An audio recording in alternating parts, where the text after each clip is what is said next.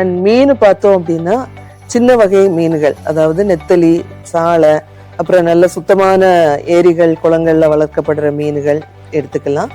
இதை தவிர வேற பெரிய மீன்கள் எல்லாத்துலேயுமே பார்த்தீங்கன்னா மெர்க்குரி கண்டென்ட் ரொம்ப ஜாஸ்தி இருக்கும். ஸோ அது வந்து நம்ம உடலுக்கு நல்லது கிடையாது. அந்த மாதிரி மீன்கள் எடுக்கிறது, எஸ்பெஷலி கேர்ள்ஸ் எடுக்கிறது வந்து கட்டாயம் தவிர்க்கப்பட வேண்டும்.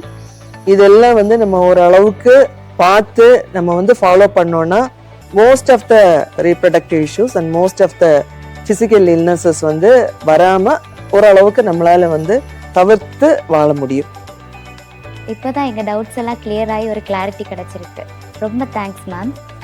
இன்னும் ஃப்யூச்சரில் இது மாதிரி நிறைய டவுட்ஸ் வரும், கண்டிப்பாக வரும். அப்போ உங்களை அப்ரோச் பண்ணலாமா மேம்? ஓ ஷூர்மா, அதுக்காக தான் நாங்களும் இந்த திட்டமும் ரத்னாவும்